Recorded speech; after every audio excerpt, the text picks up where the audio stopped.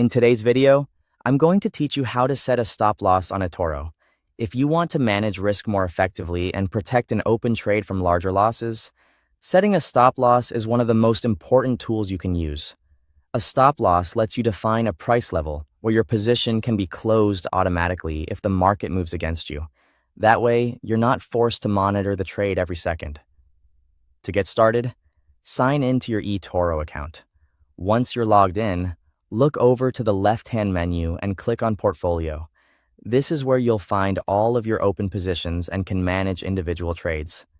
Next, choose the position you want to protect. For example, this could be a stock like Amazon, shown as AMZN, or any other asset you currently have open. Click on that position to bring up the trade details. Once the position details window opens, go into the position settings area. This is where eToro allows you to adjust important trade protection features, including your stop loss. Now, find and click on the stop loss price section.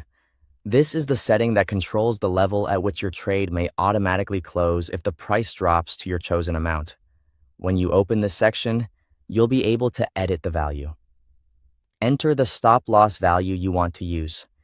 You can do this by using the plus and minus buttons for small adjustments, or you can type a specific price manually if you already know the exact level you want. Take a moment here to make sure the number makes sense for your risk tolerance and trading strategy. It's always a good idea to double-check before saving any changes. If you want a more dynamic option, you can also enable trailing stop loss.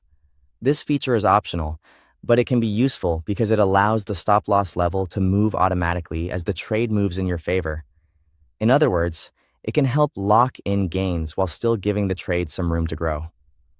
When everything looks correct, click the green Set button to save your stop loss. This applies the protection to the position. Finally, verify that the stop loss is active by checking the position details again. You should see the stop loss information displayed there, confirming that it has been set successfully. And that's it. You've now set a stop loss on eToro. Thanks for watching.